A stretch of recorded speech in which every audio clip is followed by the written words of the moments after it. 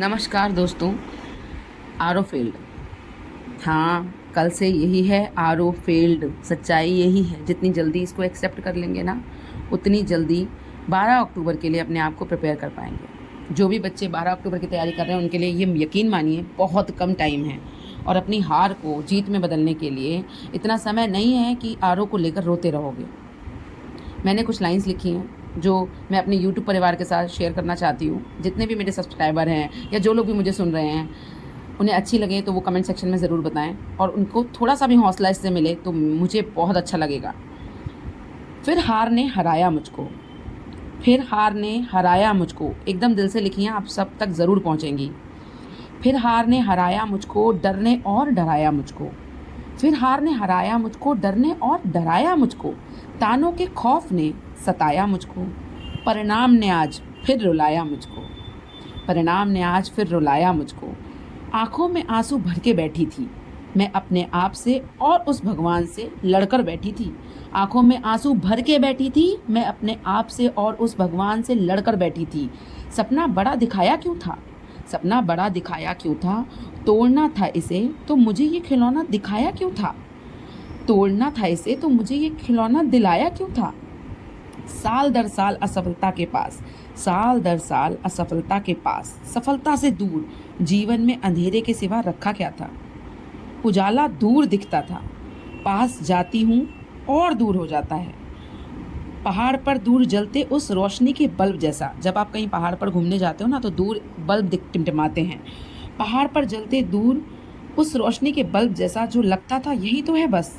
वो दूर बहुत दूर था, रास्ता अनजान, अकेला और खतरों से भरपूर था। मैं जब उत्तराखंड पीसेस देने पहली बार गई थी तो मेरा सेंटर ऐसे ही पड़ा था।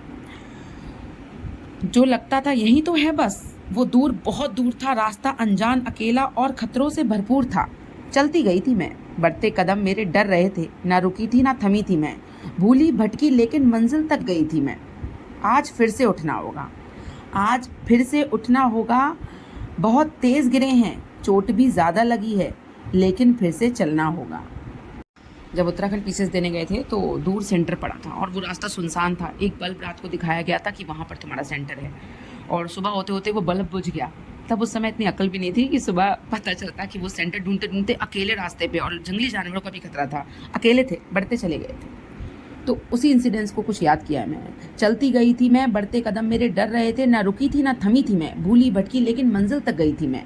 आज फिर से उठना है, बहुत तेज़ गिरे हैं, बहुत तेज़ गिरे हैं, चोट भी ज़्यादा लगी है, लेकिन फिर से चलना है।